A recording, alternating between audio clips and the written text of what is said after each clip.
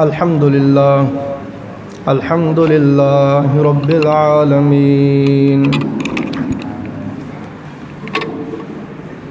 والصلاة والسلام علی سید الانبیاء والمرسلین وعلی آلہ واصحابہ وازواجہ وذریاتہ وأهل بيته أجمعين أما بعد فأعوذ بالله من الشيطان الرجيم بسم الله الرحمن الرحيم فأوحى إلى عبده ما أوحى آمنت بالله صدق الله العظيم وصدق رسوله النبي الكريم الأمين ونحن على ذلك لمن الشاهدين والشاكرين إن الله وملائكته يصلون على النبي يا أيها الذين آمنوا صلوا عليه وسلموا تسليما الصلاة والسلام عليك يا سيدي يا رسول الله على آلك وأصحابك يا حبيب الله الصلاة والسلام عليك يا سيدي يا رسول الله وعلى آلك وأصحابك يا محمد رسول الله حمد و صلاۃ کے بعد نہایت ہی واجب الاحترام معزز و مکرم استاذ العلماء پیکر محبت پیکر شفقت حضرت علامہ مولانا قاری محمد انور نقشبندی صاحب دامت برکات ملالیہ، نہایت ہی واجب الاحترام معزز و مکرم مہمانان گرامی اور حاضرین مجلس، اللہ رب العزت کا لاتعداد بار شکر ہے جس نے ہمیں ہماری زندگیوں میں ایک بار پھر یہ شب نور نصیب فرمائی، شب معراج النبی صلی اللہ علیہ وآلہ وسلم ہماری زندگیوں میں ایک مرتبہ پھر ہمیں اللہ نے نصیب فرمائی۔ اللہ رب العزت کا شکر ہے اس پر۔ میں آپ سب دوستوں کا دل کی اتہ گہرائیوں سے مشکور ہوں جو قرب و جوار سے، اطراف و اکناف سے، دور و نزدیک سے تشریف لاتے ہیں، اور آج بھی آپ بڑی محبت سے تشریف لائے ہیں۔ میں بندہ عاجز کی حوصلہ افزائی کرتے ہیں آپ، اللہ رب العزت آپ کو بہتر جزا عطا فرمائے۔ عزیزان محترم، حضور نبی اکرم صلی اللہ علیہ وآلہ وسلم کو اللہ پاک نے جہاں بے شمار لاتعداد معجزات عطا فرمائے، ان میں سے اللہ رب العزت نے آقا علیہ السلام کو ایک معجزہ معراج عطا فرمایا۔ یہ سرکار کو اللہ نے وہ معجزہ عطا فرمایا جو 1.25 لاکھ نبیوں میں سے کسی کو بھی نہیں عطا فرمایا۔ اس رات کی، چونکہ اس رات اللہ رب العزت کی اور اللہ رب العزت کے محبوب کی ملاقات ہوئی، یہ محب اور محبوب کی ملاقات کی رات ہے، اور جس سفر پہ حضور تشریف لے گئے یہ سفر سفر محبت تھا۔ آپ سنیں گے آج انشاءاللہ العزیز۔ تو چونکہ اس رات اللہ نے آقا علیہ السلام کو سب سے بڑی نعمت عطا فرمائی، اپنی ملاقات کے شرف سے مشرف فرمایا۔ تو اس رات کو چونکہ حضور علیہ الصلوۃ والسلام کے اس معجزہ معراج کے ساتھ نسبت ہو گئی، اس وجہ سے اس رات کی بہت فضیلت ہے، بہت فضیلت ہے۔ جناب سیدنا ابو ہریرہ رضی اللہ تعالیٰ عنہ فرماتے ہیں کہ سرور دو جہاں صلی اللہ علیہ وآلہ وسلم نے ارشاد فرمایا، جس نے بھی 27ویں شب اللہ رب العزت کی رضا کے لیے، اللہ کی خوشنودی کے لیے عبادت کی، درود و سلام پڑھا، آقا علیہ السلام کا ذکر کیا، حضور کا ذکر سنا، نوافل پڑھے، استغفار کیا، اور صبح پھر روزہ رکھ لیا۔ یہ روزہ رکھنا فرض نہیں ہے، نفلی روزہ ہے، رکھے تو اس کا اجر و ثواب بتا رہا ہوں۔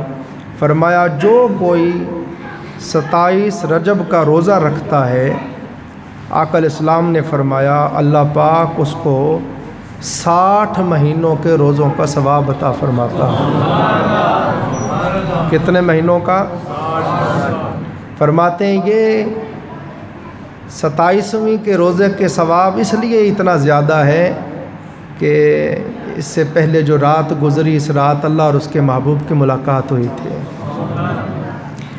اسی طرح حضرت سلیمان فارسی رضی اللہ تعالیٰ عنہ راوی ہیں، وہ فرماتے ہیں آقا علیہ السلام نے اشارہ فرمایا رجب کے مہینے میں ایک دن اور ایک رات خاص ہیں، یعنی یہ جو رات جس رات میں ہم جاگ رہے ہیں یہ والی رات خاص ہے، اور آگے جو دن آئے گا وہ خاص ہے۔ فرمایا جس نے اس دن کا روزہ رکھا اور اس رات کو قیام کیا تو ایسے ہی ہے جیسے اس نے 100 سال تک روزے رکھے، اور 100 سال تک اس نے اللہ رب العزت کی رضا کے لیے قیام کیا۔ آپ حساب لگائیں کتنا اجر ہے اس کا۔ عزیزان محترم، وحی کی بہت اقسام ہے، محدثین نے بیان کیا، مفسرین نے بیان کیا، وحی کی بہت اقسام ہے۔ کبھی اللہ رب العزت خواب کے ذریعے اپنے پیغمبر کو وحی عطا فرماتا ہے، خواب میں اللہ تعالیٰ اپنا پیغام عطا فرماتا ہے، اور کبھی اللہ رب العزت اپنے نبی کے ساتھ پردے کے پیچھے سے کلام فرماتا ہے، اور کبھی اللہ رب العزت اپنے پیغمبر کو اپنے پیارے فرشتے حضرت جبرائیل علیہ السلام، سلطان الملائکہ، ناموس اکبر، جناب سیدنا جبرائیل علیہ السلام کے ذریعے سے اللہ پاک اپنی وحی عطا فرماتا ہے۔ جناب سیدنا موسیٰ علیہ السلام کو اللہ رب العزت یوں وحی عطا فرماتا کہ ان کو اللہ پاک طور پہ بلاتا، وہ کوہ طور پہ تشریف لاتے، پھر جب طور پہ آتے تو اللہ پاک فرماتا وَخْلَعْنَا عَلَيْكَ إِنَّكَ بِالْوَادِ الْمُقَدَّسِ طُوَىٰ، اے پیارے کلیم اپنے نالین، اپنے جوڑے یہاں اتار دیں چونکہ یہ وادی مقدس ہے۔ جب اس وادی میں، اس پہاڑ پہ آپ آتے ہیں تو میں آپ کے ساتھ ہم کلام ہوتا ہوں، اس لیے چونکہ اس وادی پہ آپ آتے ہیں تو میں ہم کلام ہوتا ہوں، تو اس وجہ سے یہ پہاڑ بھی مقدس ہو گیا ہے۔ تو یہاں جب آپ آئیں تو اس طور سینا پر قدم رکھنے سے پہلے اپنے نالین اتار دیا کریں۔ پھر اللہ پاک آپ سے جب کلام فرماتا تو پردے کے پیچھے سے کلام فرماتا، پردے کے پیچھے کلام فرماتا، کلام اللہ کا ہی ہوتا، آواز اللہ رب العزت کی ہی ہوتی، اللہ کی شان کے مطابق، مگر پردے کے پیچھے سے آواز آتی۔ مگر جب باری آئی سرور دو جہاں صلی اللہ علیہ وآلہ وسلم کی تو آقا علیہ السلام کو اللہ پاک نے ساری وحیاں عطا فرمائیں۔ خواب میں بھی اللہ نے آپ پر وحی فرمائی، پردے کے پیچھے سے بھی وحی فرمائی، جبرائیل علیہ السلام کے ذریعے سے بھی وحی فرمائی۔ اور کمال بات کہتے ہیں حضرت شیخ عبدالحق محدث دہلوی رحمۃ اللہ تعالیٰ علیہ، آج کا جو میں خطاب کر رہا ہوں حضور السلام کے معراج شریف پر، یہ معارج النبوت سے کر رہا ہوں۔ یہ حضرت امام کاشفی رحمۃ اللہ علیہ سرکار کی کتاب ہے، آج سے تقریباً 550 سال پہلے لکھی گئی ہے، تقریباً 540 سال پہلے یہ کتاب لکھی گئی ہے۔ اور میں آپ سے کہتا رہتا ہوں، آپ مدارج النبوت پڑھا کریں، حضور علیہ السلام کی سیرت پر لکھی ہوئی کتاب ہے حضرت شیخ عبدالحق محدث دہلوی رحمۃ اللہ علیہ کی۔ آپ کتاب الشفا پڑھیں، قاضی عیاض رحمۃ اللہ علیہ کی ہے۔ آپ امام کاشفی رحمۃ اللہ علیہ کی حضور کی سیرت پر کتاب معارج النبوت، ان کو پڑھا کریں، ان کتابوں کو پڑھا کریں، ان سے آپ کو حضور علیہ السلام کی شان کا پتہ چلے گا۔ میرا دعویٰ ہے جیسے جیسے آپ ان کتابوں کو پڑھیں گے ویسے ویسے آپ کو حضور کی شان کا پتہ چلے گا، جیسے جیسے آقا علیہ السلام کی شان کا پتہ چلے گا ویسے ویسے آپ کے دل میں آقا کی عظمت پیدا ہوتی جائے گی، جیسے جیسے دل میں عظمت پیدا ہوتی جائے گی ویسے ویسے پھر محبت ہوتی جائے گی، جیسے جیسے پھر محبت ہوتی جائے گی ویسے ویسے پھر سرکار کی نظر ہوتی جائے گی۔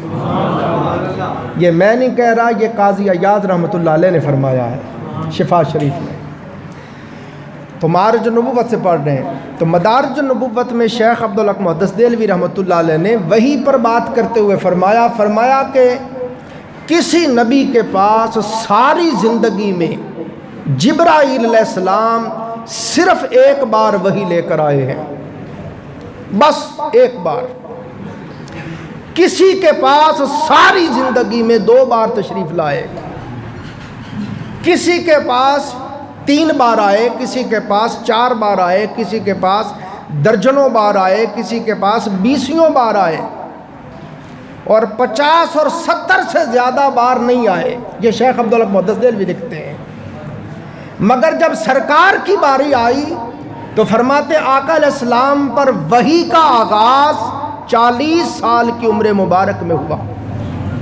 جب سرکار کی عمر مبارک 40 سال ہو گئی تو پھر وحی کا آغاز ہوا، اقرأ بسم ربک الذی خلق، یہ پہلی وحی تھی۔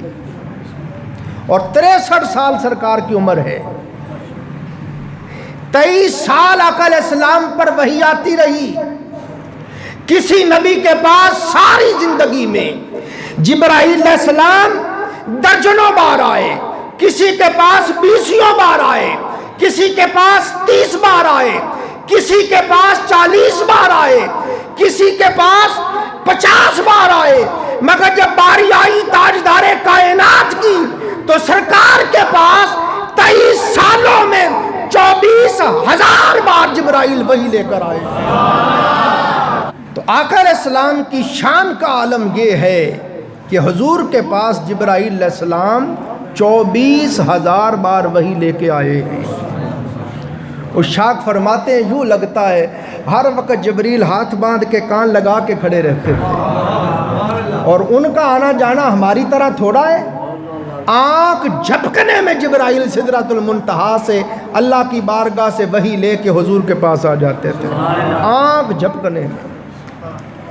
سرکار نے ایک بار خود پوچھا حضرت جبرائیل علیہ السلام سے کہ جبرائیل تو نے کبھی اپنی ساری طاقت صرف کی ہے؟ عرض کی آقا جی آقا کی ہے۔ فرمایا بتاؤ؟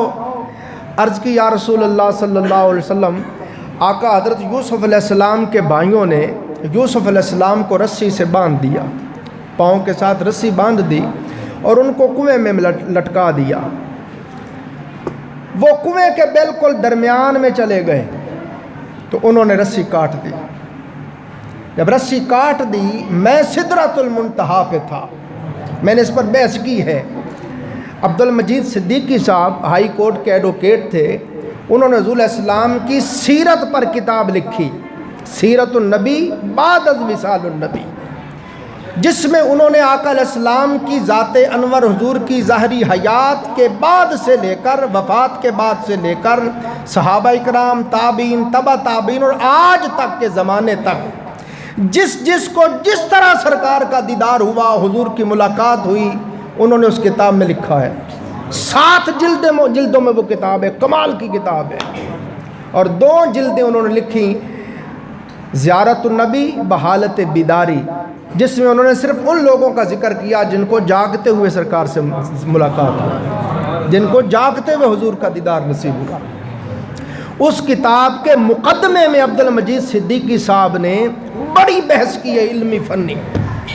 وہ لکھتے ہیں، فرماتے ہیں کہ کوئی بندہ بجلی کی رفتار سے 1,86,000 مربع میل فی سیکنڈ، یہ بجلی کی رفتار ہے، اس رفتار سے کوئی 500 سال چلے تو پہلا آسمان آئے گا، پھر 500 سال مزید بجلی کی رفتار سے چلے تو پہلے آسمان کی موٹائی سے گزرے گا، پھر 500 سال بجلی کی رفتار سے چلے دوسرا آسمان آئے گا۔ فرماتے اس طرح آگے آگے آپ گنتے جائیں 7 آسمان اور 7 موٹائیاں، تو فرماتے تقریباً 700 سال تک، 700 سال تک، اتنا ہی بنا نہیں، 700 سال تک کوئی بجلی کی رفتار سے چلے تو 7 آسمانوں کا سفر طے ہوگا۔ پھر فرماتے ہیں مسجد حرام سے لے کے 7ویں آسمان تک، یہ 700 سال بجلی کی رفتار سے جو سفر طے ہوا تھا، مزید 700 سال بجلی کی رفتار سے اور چلے تو پھر سدرۃ المنتہا آئے گا۔ یہ جبرائیل کا مقام ہے۔ جبرائیل فرماتے آقا میں سدرۃ المنتہا پہ ہوں، میں سدرۃ المنتہا پہ ہوں، اور یوسف علیہ السلام کے بھائیوں نے رسی کاٹ دی، وہ کنویں کے درمیان میں پہنچ چکے تھے، رسی کاٹ دی۔ اللہ کا آرڈر آیا، جبرائیل جی رب جلیل، فرمایا میرا یوسف پانی پہ نہ پہنچے پہلے پہنچ۔ آقا میں سدرۃ المنتہا سے جنت میں گیا، جنت سے میں نے تخت لیا، اور ابھی یوسف علیہ السلام راستے میں ہی تھے کہ میں پہلے رکھ کے انتظار کرنے لگا۔ یہ جناب یوسف علیہ السلام کی رفتار، حضرت جبرائیل علیہ السلام کی رفتار کا عالم ہے، تو ان کے لیے کوئی مشکل نہیں۔ جب آرڈر ہوتا جبرائیل میرے یار کے پاس پہنچو، یہ پیغام لے کے جاؤ۔ ہاں جی، تو حضور علیہ السلام کے پاس جبرائیل علیہ السلام کتنی بار آئے؟ 24,000 بار آئے۔ آگے سنیں، موسیٰ علیہ السلام جب بھی وحی آپ نے لینی ہوتی طور پہ جاتے۔ کہاں جاتے؟ اب کلیم اور حبیب میں فرق سمجھیں، کلیم اور حبیب میں فرق سمجھیں۔ موسیٰ علیہ السلام نے وحی لینا ہوتی، آرڈر ہوتا کلیم طور پہ آؤ، مگر جب باری آئی حبیب کی تو محبوب سے یہ نہیں فرمایا کہ محبوب اس مقام پہ آئے گا ہی تو وہی ملے گی، نہ آقا علیہ السلام اگر مکہ میں ہے تو وہی مکہ میں آ رہی ہے، حضور مدینہ آ گئے ہیں تو وہی مدینہ آ رہی ہے، آقا غار حرا میں ہے تو قرآن غار حرا میں آ رہا ہے، حضور غار ثور میں ہے تو قرآن غار ثور میں آ رہا ہے، آقا بدر میں ہے قرآن بدر میں آ رہا ہے، مصطفیٰ احد میں ہے قرآن احد میں آ رہا ہے، جہاں کملی والا ہے آرڈر جبرائیل قرآن وہاں لے کر جاؤ۔ عزیزان محترم، حضرت موسیٰ علیہ السلام وحی لینے کے لیے طور پہ جاتے، جب طور پہ جاتے اللہ پاک آپ سے کلام فرماتا، وحی عطا فرماتا، تو پردے کے پیچھے سے آواز آتی، مگر جب باری آئی محبوب کبریا کی، جب باری آئی امام الانبیاء کی، آقا علیہ السلام کو یہ ساری وحیاں تو عطا فرمائی ہیں، جس جس پیغمبر کے ساتھ، جس جس نبی کے ساتھ، جس جس رسول کے ساتھ جیسے جیسے اللہ نے کلام کیا وحی عطا فرمائی، وہ ساری وحیاں تو محبوب کو عطا کی ہیں۔ اب اللہ رب العزت نے آقا علیہ السلام کو سوئے لا مکان بلایا، سوئے فرمایا محبوب وہ کلیم تھا جس کے لیے آرڈر تھا کہ وحی لینی ہے تو طور پہ آؤ، محبوب پھر پردے کے پیچھے سے کلام کرتا۔ جب محبوب کی باری آئی اور اللہ پاک نے ساری وحیوں کے بعد وحی خاص عطا کرنا چاہی، تو آقا علیہ السلام کے لیے اللہ نے نوری سواری بھیجی، نوری پوشاک بھیجی، نوری امامہ بھیجا، نوری نالین بھیجے، لاکھوں نوری فرشتوں کی بارات بھیجی، اور نوری فرشتوں کے جلوس میں یار کو سوئے لا مکان بلایا۔ آقا علیہ السلام کو اتنا علو عطا کیا، اتنی بلندی پہ لے گئے، اتنی بلندی پہ لے گئے کہ ساتوں آسمان بھی پیچھے رہ گئے، سدرۃ المنتہا بھی پیچھے رہ گیا، پھر مقام دنا بھی پیچھے رہ گیا، پھر مقام تدلی بھی پیچھے رہ گیا۔ اللہ نے کعبہ قوسین کی کرسی پہ محبوب کو بٹھایا، اور بٹھا کے اللہ نے فرمایا محبوب وہ کلیم تھا جس کے ساتھ پردے کے پیچھے سے کلام کرتا تھا، تو حبیب ہے۔ تو اللہ نے محبوب کو سامنے بٹھا کے اپنے حسن کو بے نقاب کر دیا۔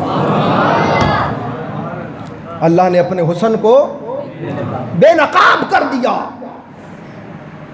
یہ موسیٰ علیہ السلام تھوڑے تھے کہ سوئی کے سوراخ کے برابر دیکھا تو بے ہوش ہو کے گر گئے، یہ حبیب خدا ہیں۔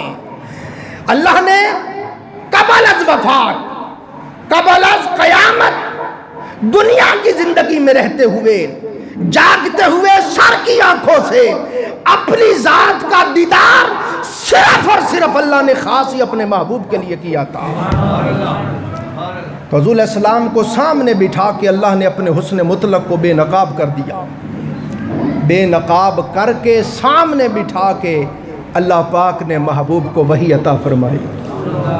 محبوب کو یہ حضور علیہ السلام کی وہ شان ہے، یہ آقا علیہ السلام کا وہ حصہ ہے، یہ آقا علیہ السلام کی وہ خصوصیت اور امتیاز ہے کہ آدم علیہ السلام سے لے کر عیسیٰ علیہ السلام تک کسی نبی کو یہ شرف نہیں ملا جو حضور کو ملا ہے، کہ اللہ نے سامنے بٹھایا، پاس بلایا، سامنے بٹھایا، اور حجاب اٹھا دیے، اپنے حسن کو اللہ نے بے نقاب کر کے اللہ سامنے آ گیا۔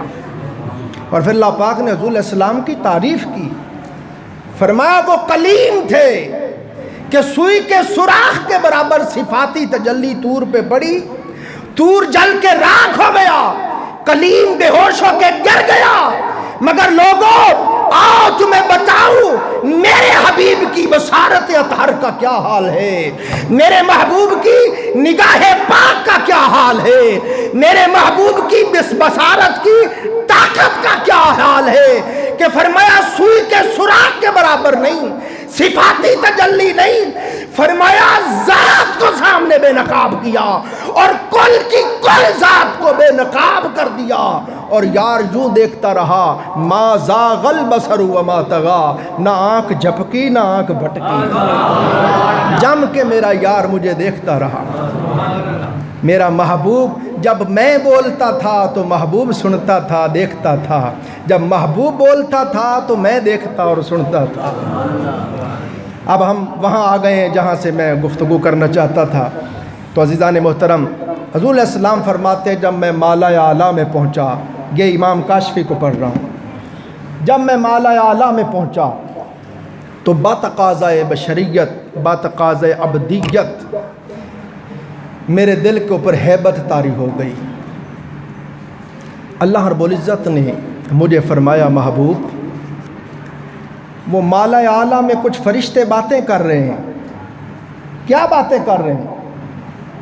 امام کاشفی فرماتے ہیں کہ حضور علیہ السلام نے جواب دیا باری تعالیٰ میں نہیں جانتا وہ کیا باتیں کر رہے ہیں۔ اللہ پاک نے اپنا دست قدرت، اپنا ید قدرت سرکار کے دونوں کندھوں کے درمیان رکھا۔ آقا علیہ السلام فرماتے ہیں جو ہی اللہ نے اپنا دست قدرت میرے دونوں کندھوں کے درمیان رکھا، میرے دل کے اندر اللہ کے ید قدرت کی ٹھنڈک محسوس ہوئی، میرے دل کو راحت ملی، اطمینان ملا، وہ جتنی ہیبت تھی، خوف تھا، سب ختم ہو گیا۔ اور امام کاشفی فرماتے ہیں، آقا علیہ السلام فرماتے ہیں جب اللہ نے اپنا دست قدرت میرے دونوں کندھوں کے درمیان رکھا اور رب العالمین کے دست قدرت کا فیض میرے قلب پاک میں داخل ہوا تو لوگوں اللہ پاک نے مجھے یہ عطا فرمایا کہ زمین و آسمان کے تمام مغیبات، زمین و آسمان کے اندر جتنے بھی غیوب تھے سارے کے سارے غیب میرے دل کے اوپر منکشف ہو گئے، ازل سے لے کے ابد تک۔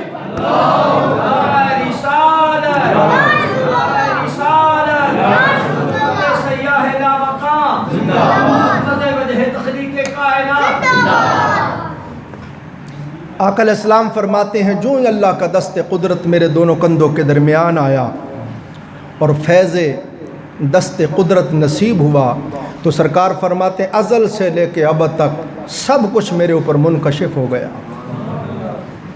یہی وجہ ہے آقا علیہ السلام آدم علیہ السلام سے لے کے عیسیٰ علیہ السلام تک سب نبیوں کی باتیں بتاتے تھے، ان کی قوموں کی باتیں بتاتے، ان کی امم کی باتیں بتاتے، ان کے حال احوال سب کچھ سرکار نے بیان کر دیا، اور قیامت تک جو کچھ ہونا ہے سب کچھ حضور نے بیان کر دیا۔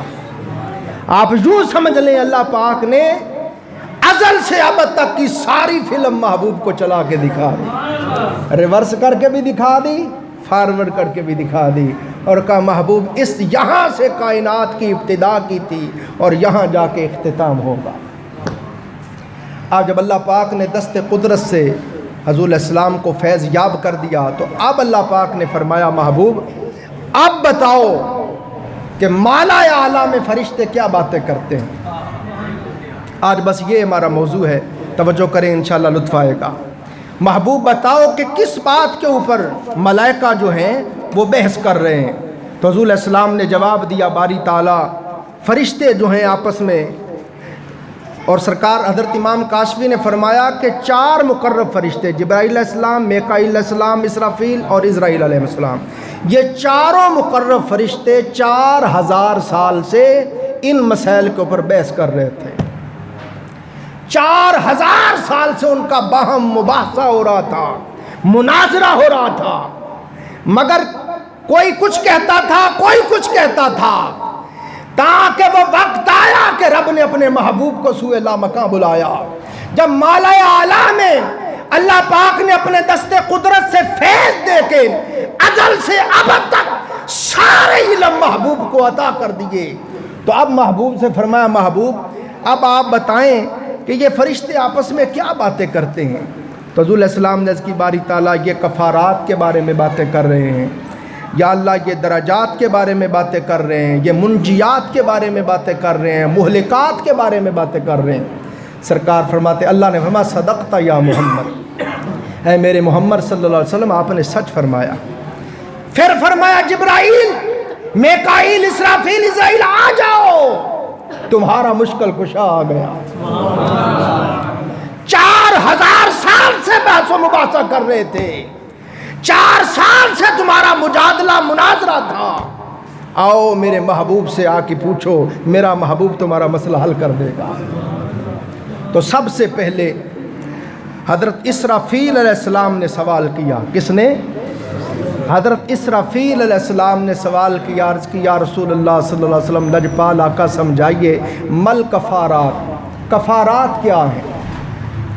یعنی آقا وہ عمل بتائیں جو گناہوں کا کفارہ بن جاتے ہیں، وہ کون سے اعمال ہیں کہ ان کو کرنے سے بندے کے گناہ مٹ جاتے ہیں، معاف ہو جاتے ہیں، ختم ہو جاتے ہیں۔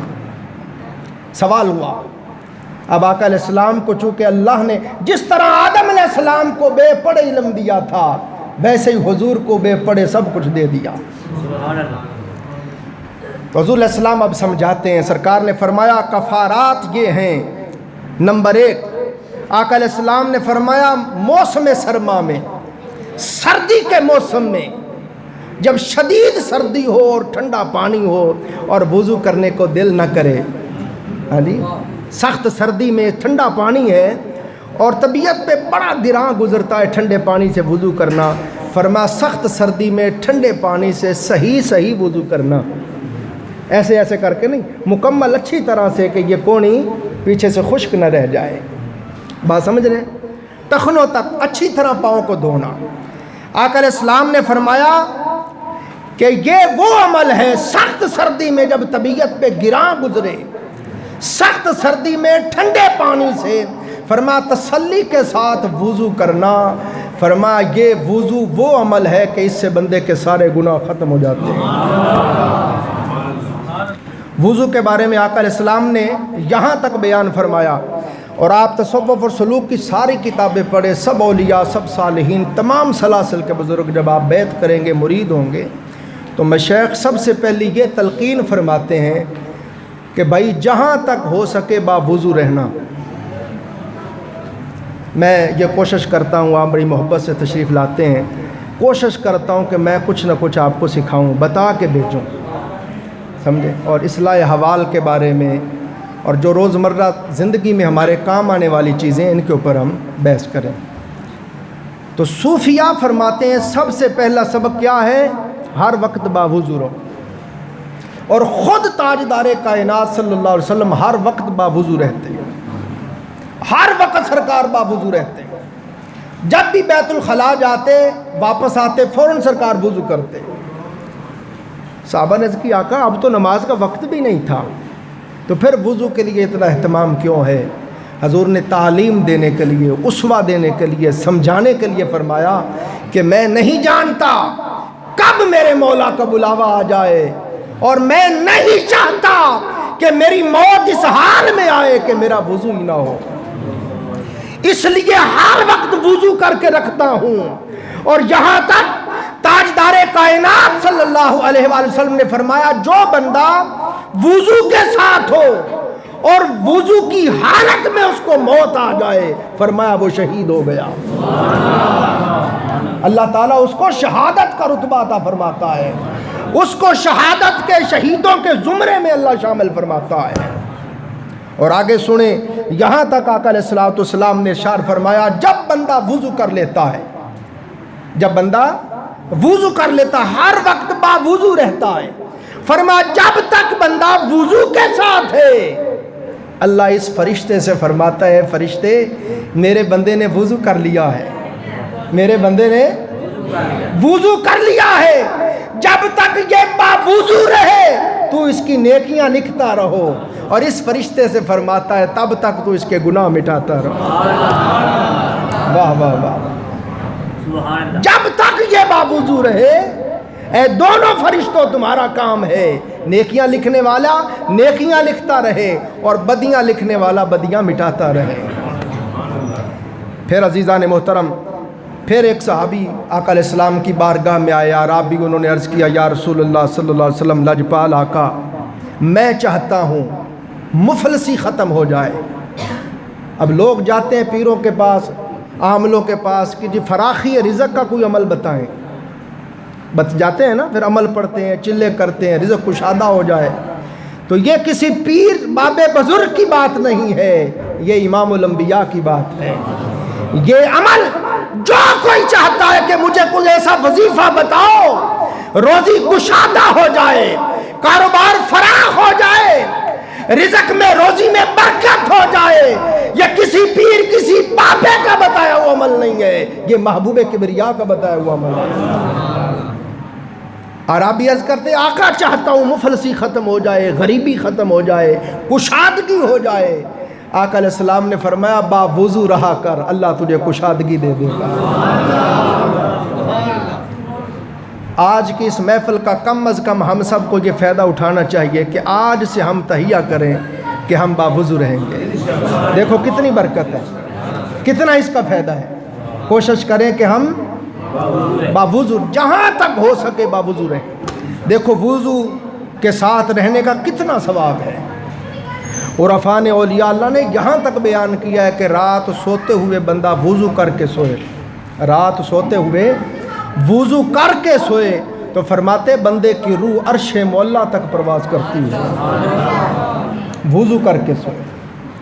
تو یہ پھر سرکار نے اس کے اوپر پھر ہمارا سارا وقت صرف ہو جائے گا۔ سرکار نے یہاں تک سمجھایا کہ جب آپ ہاتھ دھوتے ہو تو ہاتھ کے گناہ دھل جاتے ہیں، کولی کرتے ہو تو منہ کے سارے گناہ دھل جاتے ہیں، چہرہ دھوتے ہو تو چہرے کے سارے گناہ دھل جاتے ہیں، بازو دھوتے ہو تو بازوؤں کے گناہ جیسے جیسے اور فرمایا بغیر بسم اللہ کے اگر کوئی وضو کرے تو صرف اعضائے وضو کے گناہ معاف ہوتے ہیں، مگر کوئی وضو سے پہلے بسم اللہ والحمدللہ پڑھے، بسم اللہ شریف پڑھ کے پھر وضو کرے تو سارے وجود کے گناہ معاف ہو جاتے ہیں۔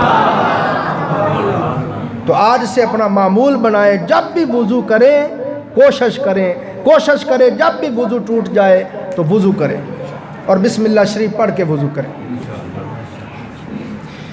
اگلی بات آقا علیہ السلام نے کفارات کے بارے میں فرمایا، یہ عمل وہ ہے سخت سردی میں جب طبیعت کے اوپر گراں گزرے وضو کرنا، اس کو وضو کرنا گراں گزرے، فرمایا اس وقت سخت سردی میں ٹھنڈے پانی سے صحیح طریقے سے وضو کرنا، یہ عمل وہ ہے جو بندے کے گناہوں کا کفارہ بن جاتا ہے، جس سے بندے کے سارے گناہ معاف ہو جاتے ہیں۔ اگلی بات آقا علیہ السلام نے فرمایا دوسری چیز جو بندے کے گناہوں کا کفارہ بنتی ہے، آقا علیہ السلام نے فرمایا جب نماز کا وقت ہو جائے، اذان ہو جائے اور نماز کا وقت آ جائے، جماعت کے ساتھ شامل ہونے کے لیے مسجد میں اپنے پاؤں پر چل کے جانا، اپنے پاؤں پر پیدل چل کے جانا۔ فرمایا جب بندہ جماعت کی نماز کے لیے مسجد میں پیدل چل کے جاتا ہے تو فرمایا ہر قدم پر گناہ معاف ہوتے ہیں، ہر گناہ پہ نیکیاں ملتی ہیں، ہر قدم پہ بندے کے درجات بلند ہوتے ہیں۔ تو فرمایا یہ وہ عمل ہے نماز کے لیے مسجد میں باجماعت نماز کے لیے پیدل جانا، یہ وہ عمل ہے جو بندے کی زندگی کے گناہوں کا کفارہ بن جاتا ہے۔ نمبر 3 آقا علیہ السلام نے فرمایا کہ جب ایک نماز پڑھ لے، مطلب ہم نے عشاء کی نماز پڑھ لی نا، تو اب فجر کی نماز کے دھیان میں رہنا، انتظار میں رہنا، خیال میں رہنا کہ نماز رہ نہ جائے، نماز کے انتظار میں رہنا، نماز کے دھیان میں رہنا، یہ عمل بھی وہ ہے جو بندے کے گناہوں کا کفارہ بن جاتا ہے۔ امام کاشفی لکھتے ہیں آقا علیہ السلام نے فرمایا جس بندے کا انتقال ان تینوں کاموں کے اوپر عمل کرتے ہوئے ہوا، جس بندے کا وصال اس حال میں ہوا کہ ان تینوں کاموں کو کرنے والا تھا، فرمایا وہ گناہوں سے یوں پاک ہو کہ اللہ کے دربار میں جائے گا جیسے ابھی اپنی ماں کے پیٹ سے پیدا ہوا۔ دیکھو کتنی کام کی بات ہے کہ نہیں؟ تو یہ تھے مل کفارات، یہ حضرت اسرافیل علیہ السلام کا سوال تھا۔ اب حضرت میکائیل علیہ السلام سوال کرتے ہیں۔ کون؟ میکائیل علیہ السلام۔ انہوں نے سوال کیا یا رسول اللہ مل درجات، وہ کون سے اعمال ہیں جن سے بندے کے درجات بلند ہوتے ہیں؟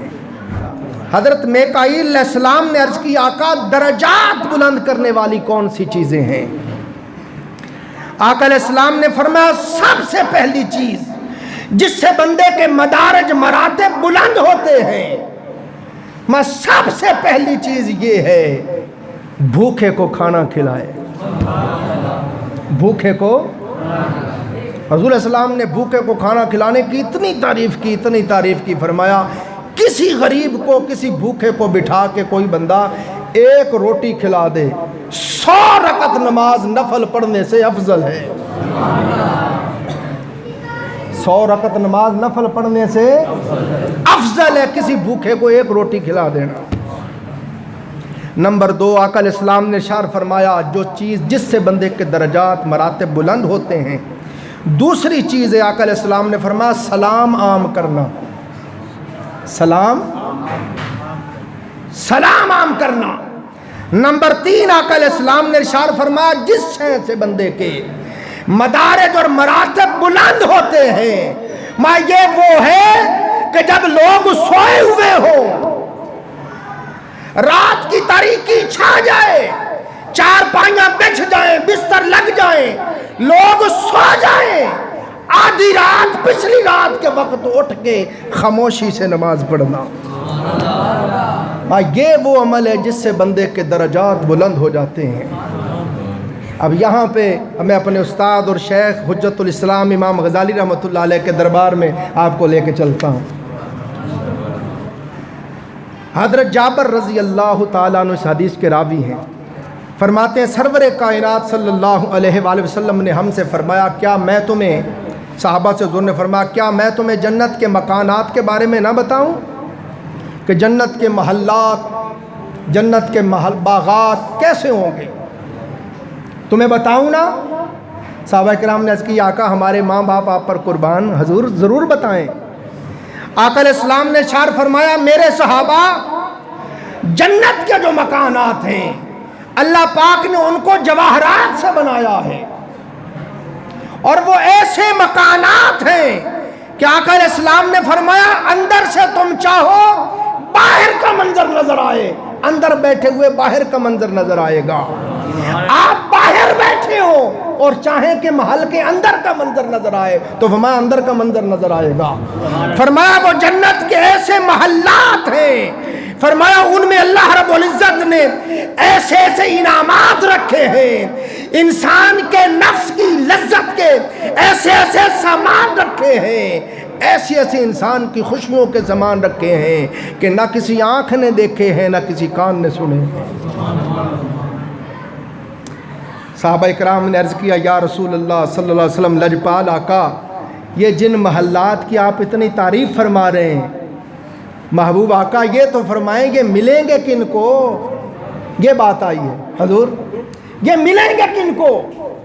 آقا علیہ السلام نے فرمایا میرے صحابہ یہ مکانات ان کو ملیں گے جو سلام عام کرتے ہیں، جو سلام عام کرتے ہیں اور کھانا کھلاتے ہیں اور ہمیشہ روزہ رکھتے ہیں اور رات کو تنہائی میں نماز پڑھتے ہیں۔ اب جب آقا علیہ السلام نے یہ فرما دیا کہ یہ عمل کرنے والوں کو یہ جنت کے محلات ملیں گے تو صحابہ اکرام رضوان اللہ علیہ مجمعین نے عرض کی آقا ہم میں سے کس کے پاس اتنی استطاعت ہے، اتنی طاقت ہے کھلائے اور سلام عام کرے اور ہر رات اٹھ کے جب لوگ سوئیں عبادت کرے اور ہمیشہ روزہ رکھے؟ آقا یہ تو بہت مشکل اعمال ہیں، یہ تحفہ دے رہا ہوں۔ حضرت امام غزالی رحمۃ اللہ علیہ لکھتے ہیں آقا علیہ السلام نے فرمایا خدا کی قسم میری امت میں ہمت ہے، میری امت یہ سارے اعمال کر سکتی ہے۔ آقا کیسے کر سکتے ہیں؟ آقا علیہ السلام نے فرمایا جب بھی تم اپنے کسی بھی مسلمان بھائی سے ملو، وہ جانتا ہو یا نہ جانتا ہو، اس کو سلام کرو۔ اس کو مسلمان جانتا ہے یا نہیں جانتا، جو بھی ملے اس کو کہو السلام علیکم، السلام علیکم، جو بھی ملے اس کو سلام کرو۔ فرمایا جس نے یہ معمول بنا لیا اس نے سلام عام کر دیا، اس نے سلام عام کر دیا۔ پھر وقت نہیں نا سلام پہ بات کروں، سرکار نے یہاں تک سمجھایا ہے، فرمایا جب دو مسلمان آپس میں ملتے ہیں اور گلے لگتے ہیں اور سلام کہتے ہیں، مصافحہ معانقہ کرتے ہیں اور ساتھ میرے اوپر درود بھی پڑھ لیں تو فرمایا جدا آباد میں ہوتے ہیں، اللہ ان کے سارے گناہ پہلے معاف کر دیتا ہے۔ تو فرمایا جو بھی ملے اس کو سلام کرو۔ فرمایا ایسا عمل کرنے والے نے سلام عام کر دیا۔ اور آگے آقا علیہ السلام نے فرمایا میں نے کہا کہ کھانا کھلائے اور تم پریشان ہو گئے کہ آقا ہر روز ہم کیسے دوسروں کو کھانا کھلا سکتے ہیں؟ فرمایا جو اپنے بیوی بچوں کو، اہل و عیال کو پیٹ بھر کے روز کھانا کھلاتا ہے وہ ایسے ہی ہے جو ہمیشہ اللہ کی راہ میں کھانا کھلاتا ہے۔ واہ واہ واہ۔ صرف جو جہاد کے لیے جا رہا ہے وہی اللہ کے راستے میں نہیں ہے، صرف جو حج کے لیے جا رہا ہے وہی اللہ کے راستے میں نہیں ہے، جو علم دین پڑھنے جا رہا ہے صرف وہی اللہ کے راستے میں نہیں ہے، جو بیوی بچوں کے لیے حلال کمانے کے لیے دکان پہ جا رہا ہے، کام کے لیے جا رہا ہے، خدا کی قسم وہ بھی اللہ کے راستے میں ہے۔ اور سرکار نے فرمایا بندہ جو ایک لقمہ کما کے لاتا ہے اور بیوی بچوں کے منہ میں ڈالتا ہے یہ بھی بندے کی طرف سے صدقہ ہے، یہ نہ سمجھے کہ وہ ضائع ہو گیا۔ اور سرکار نے ترتیب بیان کی ہے، کئی لوگ ادھر ادھر بہت خیرات کرتے ہیں مگر جن کا پہلے حق ہے ان پر نہیں خیرات کرتے۔ اللہ پاک نے فرمایا وَآتَ الْمَالَ عَلَىٰ حُبِّهِ ذَوِي الْقُرْبَىٰ، اللہ کی محبت میں مال خرچ کرتے ہیں اپنے قرابت داروں پر، والیتاما والمساکین وابن السبیل، وہ سارے بعد میں ہیں، پہلے فرمایا ذوی القربیٰ قرابت داروں پہ۔ اور قرابت داروں میں سب سے پہلے اس کے اپنے گھر والے آتے ہیں۔ سرکار نے یہ ساری ترتیب سمجھائی ہے۔ ایک شخص نے عرض کی آقا میرے پاس ایک درہم میں کہاں خرچ کروں؟ سرکار نے فرمایا اپنے آپ پہ خرچ کر۔ یا رسول اللہ میرے پاس ایک اور درہم بھی ہے، کہاں خرچ کروں؟ فرمایا اپنی بیوی پہ خرچ کر۔ آقا ایک اور بھی ہے، فرمایا اپنے بچوں پہ خرچ کر۔ آقا ایک اور بھی ہے، فرمایا اپنے مہمان پہ خرچ کر۔ آقا ایک اور بھی ہے، فرمایا اپنے خادم اپنے غلام پہ خرچ کر۔ آقا ایک اور بھی ہے، فرمایا جہاں تیرا جی چاہے خرچ کر۔ تو سرکار نے یہ ساری ترتیب سمجھائی ہے۔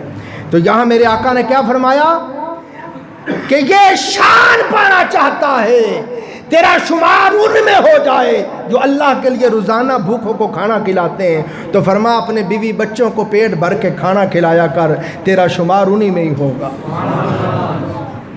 نمبر 3، آقا علیہ السلام نے ارشاد فرمایا جو بندہ رمضان شریف کے روزے رکھتا ہے، صرف ماہ رمضان کے روزے فرض روزے رکھتا ہے، اور ہر مہینے میں حضرت آدم علیہ السلام والے 3 روزے ایام بیت 13، 14، 15 یہ کوشش کرے یہ 3 روزے مہینے میں رکھ لے، اور رمضان شریف کا 1 مہینہ جس کا یہ عمل ہے وہ ایسے ہی ہے جیسے پورے 12 مہینے روزے سے رہتا ہے، وہ ایسے ہی ہے جیسے ہمیشہ روزے سے رہتا ہے۔ اور آپ سن کے پریشان ہو گئے کہ فرمایا آقا علیہ السلام نے میکائیل جو چاہتا ہے کہ درجات بلند ہو جائیں، مراتب بلند ہو جائیں، جب لوگ سوئے ہوئے ہوں تو نماز پڑھے، میرے آقا نے یہاں فرمایا، امام غزالی فرماتے ہیں قربان جاؤں حضور کی شفقتوں پہ، آقا کی عنایتوں پہ، حضور کی کرم نوازیوں پہ، چونکہ وہ رحمت للعالمین آقا ہیں، حضور سراپا رحمت ہیں، سراپا شفقت ہیں، شفقت کی انتہا کر دی۔ فرما میرے غلاموں پریشان نہ ہو، فجر کی نماز اور عشاء کی نماز باجماعت پڑھ لیا کرو، تمہارا ان میں شمار ہو جائے گا جو راتوں کو عبادت کرتے ہیں۔ آگے حضرت جبرائیل علیہ السلام نے سوال کیا۔ کس نے سوال کیا؟ اور ہر سوال جب حضور حلق فرما دیتے، سوال کرتا نا فرشتہ، پوچھا یا رسول اللہ درجات مراتب کس سے بلند ہوتے ہیں؟ آقا نے یہ جواب عطا فرمایا، تو ادھر سے رب العالمین نے فرمایا صدقت یا محمد، میرے حبیب محمد آپ نے سچ فرمایا۔ اب جبرائیل علیہ السلام بولے، عرض کی آقا مجھے فرمائیں کہ وہ کون سے اعمال ہیں جن سے بندے کو نجات ملتی ہے۔ اب یہ سارا کچھ آج کا جو بیان کر رہے ہیں دل کے نہا خانے میں لکھ کے لے جائیں۔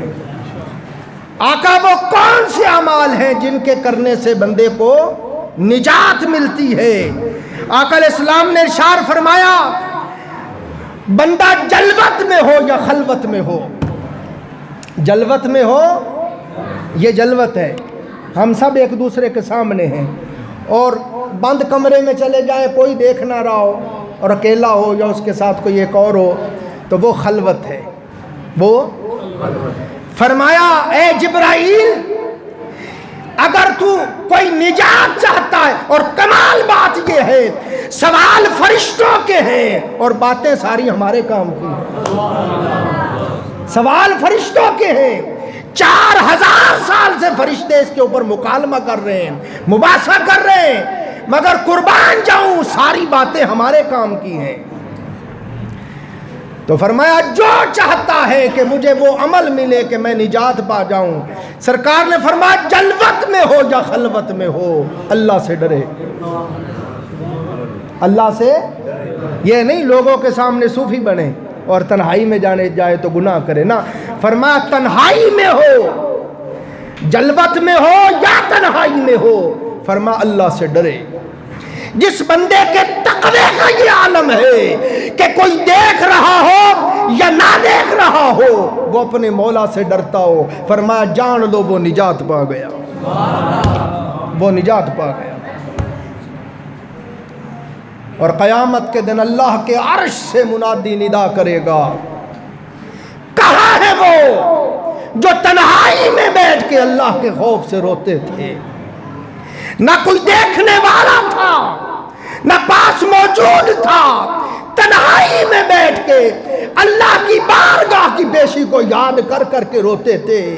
وہ کہاں ہیں جو تنہائی میں میرے خوف سے ہچکیاں سسکیاں لے لے کے روتے تھے؟ سرکار نے میں وہ لوگ کھڑے ہوں گے، اللہ فرمائے گا اے میرے خاشعین بندو، آج تمہارے اوپر کوئی حساب نہیں، آؤ میرے عرش کے سائے کے نیچے آ کے بیٹھو۔ اور یہاں تک آقا علیہ السلام نے اشار فرمایا، موسم خزاں میں، پت جھڑ کے موسم میں سرکار نے ایک درخت کی ٹہنی کو پکڑا اور ایسے ہلایا، اس کے سارے پتے جھڑ گئے۔ میرے آقا نے فرمایا میرے صحابہ، جب بندہ بیٹھا ہو تنہائی میں اور اس کے دل پر اللہ کا خوف طاری ہو اور خوف باری تعالیٰ سے اس کا دل کانپ جائے، کیا دل کانپ جائے، میں جیسے میں نے ٹہنی ہلائی ہے سارے پتے جھڑ گئے ہیں، جب خوف خدا سے بندے کا دل ہل جاتا ہے میں سارے گناہ جھڑ جاتے ہیں، سارے گناہ اس کے جھڑ جاتے ہیں۔ عزیزان محترم، اور پھر آقا علیہ السلام نے فرمایا جبرائیل، جو بندہ فقیری میں ہو یا تونگری میں ہو، فقیری میں ہو یعنی غربت کے دن ہو یا فراوانی کے دن ہو، سمجھ رہے ہیں نا بات، غربت کے دن ہو یا مالداری کے دن ہو، تنگی کے دن ہو یا فراوانی کے دن ہو، غربت کے دن ہو یا غنا کے دن ہو، فرمایا دونوں حالتوں میں جو بندہ قناعت اختیار کرتا ہے، کیا کرتا ہے؟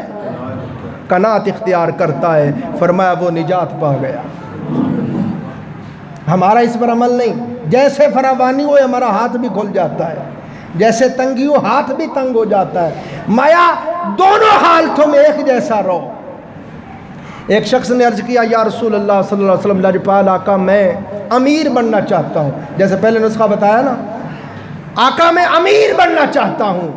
آقا علیہ السلام نے فرمایا قناعت اختیار کر، یعنی جو اللہ نے تجھے دیا ہے تھوڑا زیادہ، آقا علیہ السلام نے فرمایا صبر شکر کے ساتھ اسی پر گزارا کر، یہ قناعت ہے۔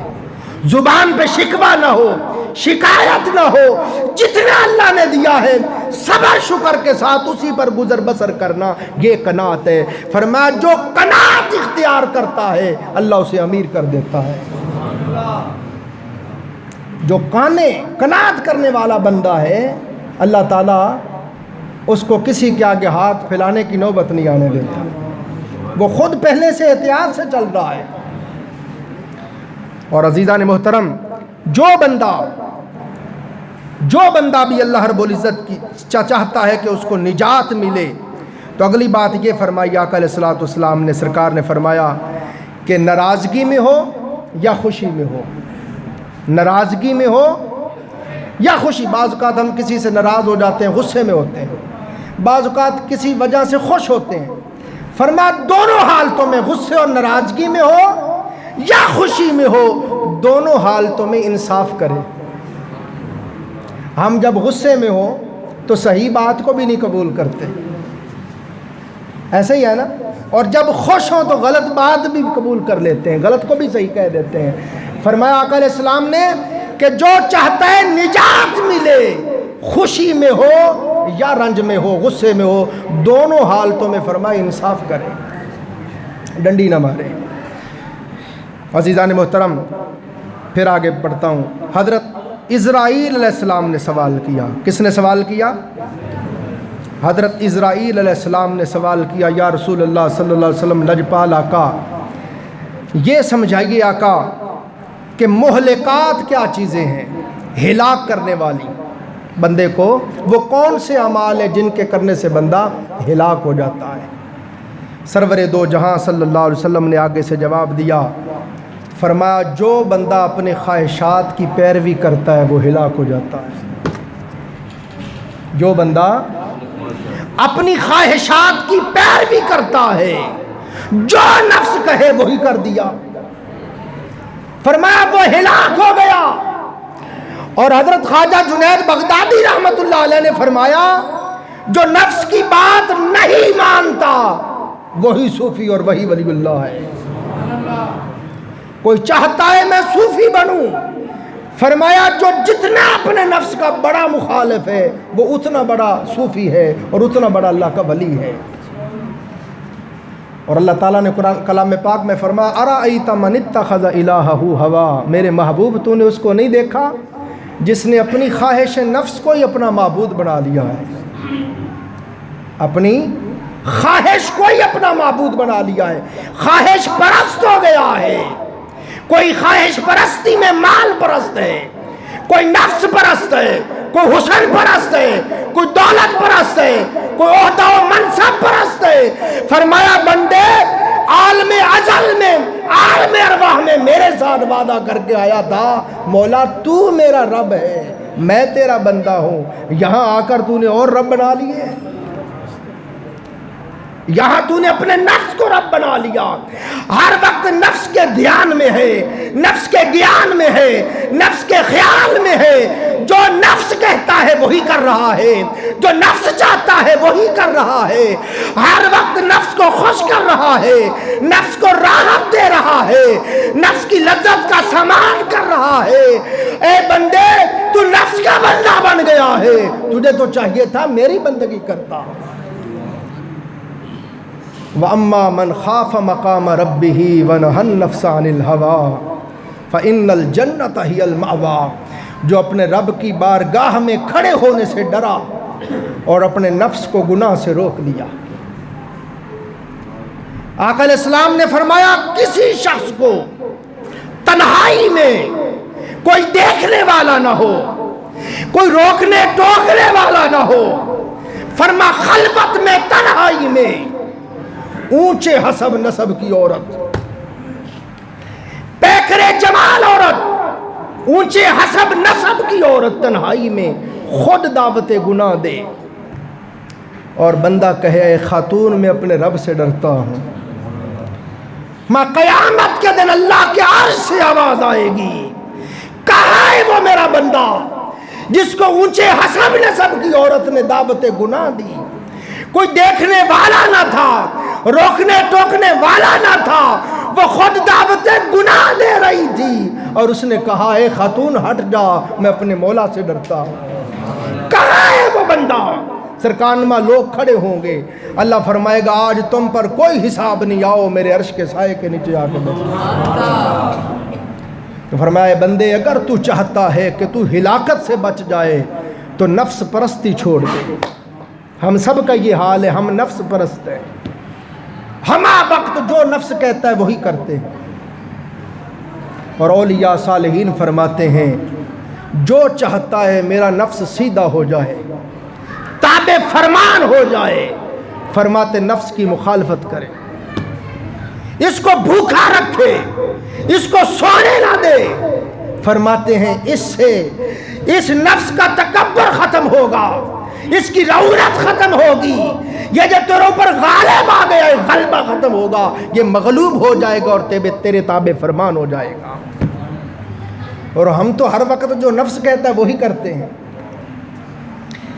تو جب آقا علیہ السلام نے یہ جواب دیا اور پھر آگے آقا علیہ السلام نے فرمایا اے اسرائیل علیہ السلام جو چاہتا ہے میں ہلاکت سے بچ جاؤں، دوسری چیز یہ ہے کہ وہ تکبر نہ کرے، وہ تکبر نہ کرے۔ اللہ نے اس کو حسن دیا ہے تو حسن کی وجہ سے تکبر نہ کرے، اللہ نے علم دیا ہے علم کی وجہ سے تکبر نہ کرے، اللہ نے دولت دی ہے دولت کی وجہ سے تکبر نہ کرے، عہدہ منصب دیا ہے اس کی وجہ سے تکبر نہ کرے۔ فرمایا جو بندہ تکبر نہیں کرتا سن لو وہ ہلاکت سے نجات پا گیا، وہ نہیں۔ یہاں تک آقا علیہ السلام نے فرمایا جو بندہ تکبر کرتا ہے، رائی کے دانے کے برابر اس کے دل کے اندر تکبر ہے، عجب ہے، بڑائی ہے کسی بھی وجہ سے، آقا علیہ السلام نے فرمایا جنت کی خوشبو 500 سال کی مسافت سے آئے گی مگر متکبر کو جنت کی خوشبو بھی نصیب نہیں ہو۔ اب محب اور محبوب، عبد اور معبود، ساجد اور مسجود، خالق اور مخلوق آمنے سامنے ہیں اور وہاں کوئی نہیں ہے، وہ بارگاہ ہے میرے آقا وہاں گئے ہیں کہ خدا کی قسم 1.25 لاکھ پیغمبر مل کر بھی حضور کی گرد راہ کو نہیں پہنچ سکتے. حضور اس بارگاہ میں اس مقام پہ ہے کہ وہاں نہ کوئی نبی مرسل دم مار سکتا ہے نہ کوئی فرشتہ مقرب دم مار سکتا ہے. اب خاص ملاقاتیں اور خاص باتیں ہو رہی ہیں. آقا علیہ السلام نے عرض کی باری تعالیٰ تمام انبیاء علیہم السلام اور ان کی امم کے بالمقابل مجھے اور میری امت کو تو نے کیا عطا کیا؟ اللہ پاک نے فرمایا میرے محبوب تمام انبیاء کے بالمقابل تجھے یہ عطا کیا ہے کہ میرے حبیب جب تک تو جنت میں داخل نہیں ہوگا کسی نبی کو داخل ہونے کی اجازت نہیں ہوگا. اور سارے نبیوں کی امت کے بالمقابل تیری امت کو یہ عطا کیا ہے میرے حبیب جب تک تیری امت جنت میں نہیں آ جائے گی کسی نبی کی امت کو داخل ہونے کی اجازت نہیں ہوگی. سبحان اللہ سبحان اللہ.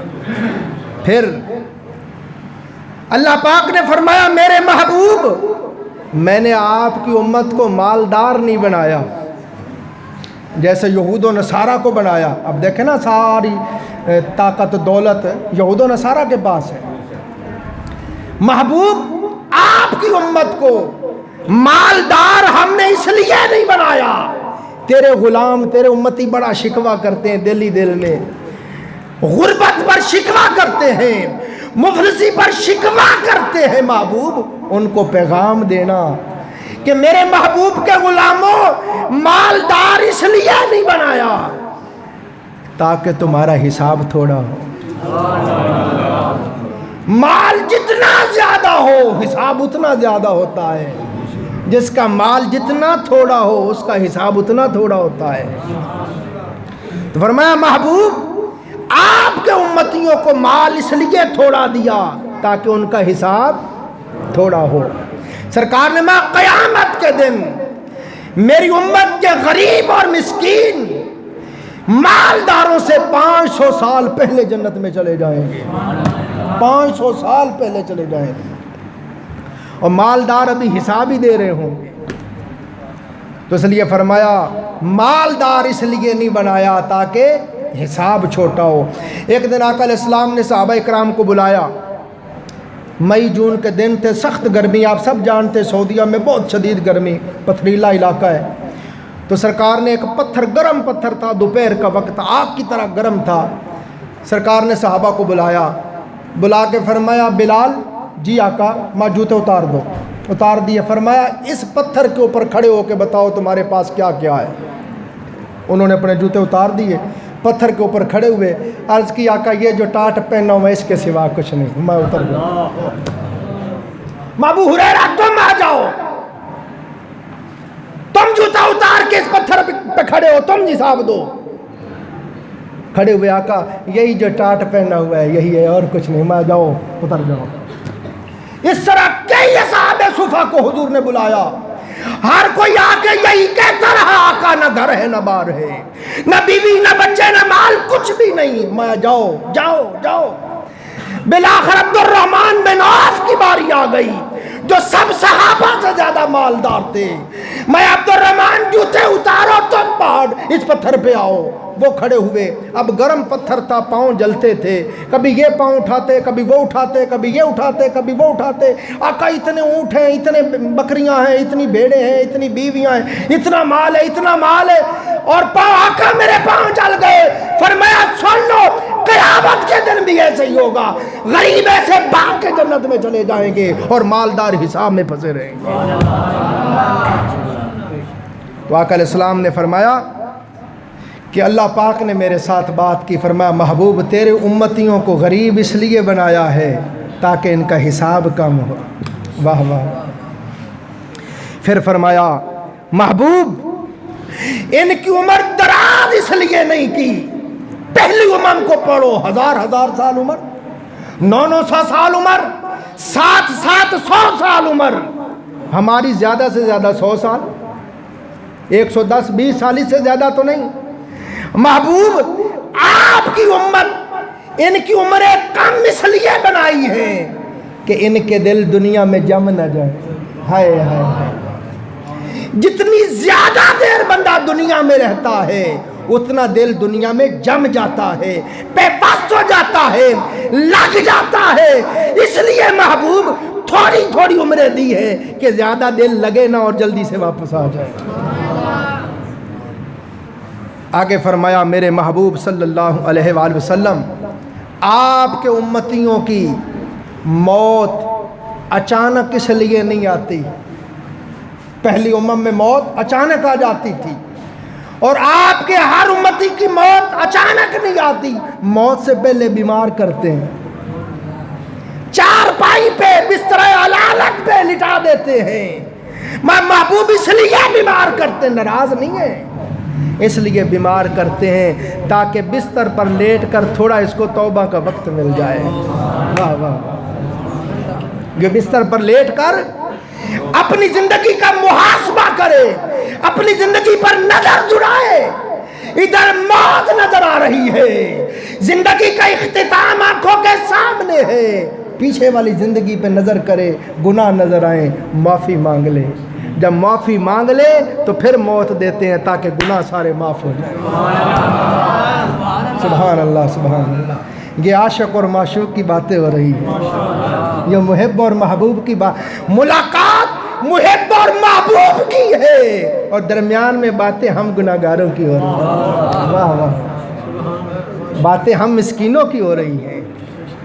پھر فرمایا میرے محبوب صلی اللہ علیہ وآلہ وسلم، میں نے آپ کی امت کو سوال کیا، میرے مولا مجھے پیدا سب سے پہلے کیا تھا، انا من نور اللہ کل الخلائق من نور، میں سب سے پہلے میرے نور کو بنایا اور ساری خلقت کو آگے پھر میرے نور سے بنایا. تو مولا بنایا سب سے پہلے تھا اور بھیجا سب نبیوں کے بعد کیوں؟ فرمایا محبوب سب کے بعد اس لیے بھیجا ہے میرے محبوب تاکہ تیرے غلاموں کو قبروں میں تھوڑی دیر ٹھہرنا پڑے. واہ واہ واہ واہ. پیچھے نظر مارے، آدم علیہ السلام کا زمانہ کہاں، نوح علیہ السلام کا زمانہ، یعقوب علیہ السلام، ابراہیم ہزاروں سال پہلے ہوئے. فرمایا آخر میں اس لیے حبیب بھیجا ہے تاکہ آپ کے امتیوں کو قبروں میں تھوڑی دیر ٹھہرنا پڑے. بھیجا سب کے بعد، قیامت کے دن حساب سب سے پہلے ہوگا. یا اللہ آئے سب کے بعد تھے، حساب سب سے پہلے کو ہو رہا ہے محبوب اس لیے تاکہ تیرے غلاموں کو میدان حشر میں زیادہ دیر نہ ٹھہرنا پڑے. تیرے غلاموں کو میدان محشر میں زیادہ نہ رکنا پڑے. پھر عزیزان محترم، اللہ رب العزت نے فرمایا محبوب جو تیرے غلام، جو تیرے امتی، میرے بندے مجھے یاد کرتے ہیں، ہم وقت میری یاد میں ہیں، میرے دھیان میں ہیں، میرے ذکر میں، میری فکر میں ہیں، وہ صالحین، وہ متقین، وہ ذاکرین ہم وقت میری مہمانی میں ہیں، میری مہمانی میں ہیں. اور فرمایا جو شکر گزار ہیں ہر وقت شکر گزاری میں ہیں، میں ہر وقت ان کی نعمت زیادہ کرتا رہتا ہوں. اور فرمایا محبوب جو اطاعت گزار ہیں وہ میری عنایت و مہربانی کے سائے میں ہیں. جو اطاعت گزار ہر وقت فرما برداری میں ہیں وہ میری مہربانی کے سائے میں ہیں. اور فرمایا میں شکر گزاروں کو اپنی رحمت سے نا امید نہیں کرتا. ہاں محبوب وہ بیمار ہیں، میں طبیب ہوں، وہ گناہگار ہیں، بیمار سے مراد وہ گناہگار ہیں، اپنی جانوں پہ ظلم کرنے والے ہیں، گناہوں کی بیماری میں مبتلا ہیں، اور میں طبیب ہوں میرے محبوب. اللہ پاک نے فرمایا میرے محبوب جب وہ گناہ کر کے رجوع نہیں کرتے، توبہ نہیں کرتے، معافی نہیں مانگتے، تو پھر میرے محبوب میں مصیبتوں بلاؤں میں مبتلا کرتا ہوں، مصیبتوں بلاؤں میں، تنگیوں میں مبتلا کرتا ہوں تاکہ وہ اس پر روئیں، گڑ گڑائیں، اور میرے حضور متوجہ ہو، فرمایا توبہ کر لی رہا تھا اور میں معاف کرنا چاہتا تھا، راستہ یہ نکالا تکلیف دیتا ہوں اور اس تکلیف سے گناہ مٹا دیتا ہوں، اس تکلیف کو گناہوں کا کفارہ بنا دیتا ہوں۔ سرکار نے فرمایا تمہیں کانٹا بھی چبھے تو اس پر بھی اللہ کا شکر ادا کرو کہ اس پر بھی اللہ تعالیٰ نے آپ کا کوئی گناہ معاف کیا ہے۔ حضرت سیدہ کائنات سیدہ فاطمہ الزہرا سلام اللہ علیہا انہوں نے عرض کیا یا رسول اللہ صلی اللہ علیہ وسلم، معراج کی رات اللہ رب العزت کے اور آپ کے درمیان جو خاص باتیں ہوئیں ان میں سے بابا جان کو مجھے بھی بات بتا دیں۔ آقا علیہ السلام نے فرمایا فاطمہ، رب کائنات نے فرمایا میرے محبوب، میں نے آپ کی امت کو جب بھی دیکھا ان کے گناہ نظر آئے، اور 1.25 لاکھ نبیوں کی ساری امتوں سے سارے گناہ زیادہ، پہلی امتیں ایک ایک گناہ پہ تباہ ہو گئی، فرمایا 1.25 لاکھ نبیوں کی ساری امتوں کے سارے گناہ میری امت میں آ جائیں، اور میری امت وہ گناہ بھی کرے گی جو کسی نبی کی امت نے نہیں کیے ہوں گے۔ فرمایا محبوب، جب بھی تیری امت پہ نگاہ ڈالتا ہوں ان کے گناہ نظر آتے ہیں تو محبوب نظر رحمت کرتا ہوں، درگزر کا معاملہ کرتا ہوں، معافی کا معاملہ فرماتا ہوں، گرفت نہیں فرماتا، عذاب اور عطاب نہیں فرماتا۔ پھر فرمایا سبحان اللہ، اللہ پاک نے فرمایا محبوب صلی اللہ علیہ وسلم، میرے لیے آپ کیا تحفہ لائے ہیں، میرے لیے آپ کیا تحفہ لائے ہیں؟ عرض کی مولا 2 ہاتھ لایا ہوں، دو ہاتھ لایا ہوں میرے مولا، ایک ہاتھ میں تقصیر اطاعت ہے، میری امت نے جو تیری اطاعت نہیں کی، قصور ہیں، گناہ ہیں، نافرمانیاں ہیں، اور دوسرے ہاتھ میں جفا اور معصیت ہے، تیری ذات کے ساتھ جو بے وفائی کی ہے، گناہ کیے ہیں، مولا یہ تقصیر اطاعت ہے، یہ جفا اور معصیت ہے۔ فرمایا محبوب، آپ کی امت کی تقصیر کو، تقصیر اطاعت جو ہے، جو اطاعت میں فرما برداری میں انہوں نے کمی کی ہے، تقصیر کیا، قصور کیا ہے، فرمایا اپنی رحمت سے معاف کرتا ہوں، اپنی رحمت سے معاف کرتا ہوں، اور ان کی جو جفا اور معصیت ہے کہ میں نعمتیں دے رہا ہوں، ہمہ وقت عطائیں کر رہا ہوں، اور وہ ہمہ وقت جفا بے وفائی کر رہے ہیں، نافرمانی کر رہے ہیں، اس کے باوجود محبوب ان کی یہ جفا تیری شفاعت سے معاف کرتا ہوں، تیری شفاعت سے معاف کرتا ہوں۔ پھر حضرت ابن عباس رضی اللہ فرماتے ہیں، اللہ پاک نے فرمایا محبوب صلی اللہ علیہ وسلم مانگیے تاکہ میں عطا کروں، میرے محبوب سوال کیجئے تاکہ میں عطا کروں۔ میرے آقا نے عرض کی مولا تو میری مراد اور مقصود کو اچھی طرح جانتا ہے، میرے مولا میری مراد کو، میرے مقصود کو تو اچھی طرح جانتا ہے۔ اللہ پاک نے فرمایا محبوب آپ کے امتیوں نے جو میرے فرائض نہیں ادا کیے، حضور خاص بات ہے، جو میرے فرائض ادا نہیں کیے، نماز، روزہ، حج، زکوٰۃ، آپ کے امتیوں نے جو میرے فرائض میں تقصیر کی ہے، فرائض کو ادا نہیں کیا، محبوب فرائض کی تقصیرات پر تو ان کا شفیع ہو جا، تو شفاعت کر کے مولا میرے غلاموں کو معاف کر دے، میں ان کے حق میں تیری شفاعت قبول کر کے معاف کر دیتا ہوں۔ اور محبوب تیری سنن میں جو انہوں نے تقصیر کی ہے، تیری سنت کی پیروی میں، تیری مطابقت میں جو تقصیر کی ہے، اس پر ان کی میں شفاعت کرتا ہوں، ان کے حق میں میری شفاعت قبول فرما کے تو معاف کر دے۔ واہ واہ، یہ محبوب اور محب کی ملاقات ہو رہی ہے۔ اللہ کہتا ہے محبوب جو میرے قصور کیے ہیں تو شفاعت کر، میں معاف کر دیتا ہوں، جو تیرے قصور کیے میں شفاعت کرتا ہوں، تو معاف کر دے۔ سبحان اللہ۔ پھر عزیزان محترم، اللہ پاک نے فرمایا محبوب آپ کی امت کی 2 حالتیں ہیں، فرما بردار ہیں یا گناہگار ہیں، فرما بردار ہیں یہی حال ہوتا نا بندے کا، یا فرما برداری میں یا نافرمانی میں. تو فرمایا یا فرما بردار ہیں یا نافرمان ہیں. فرمایا ان کی فرما برداری میری رضا سے ہے، میری رضا سے ہے. ان کی معصیت میری قضا تقدیر سے، قدرت سے ہے.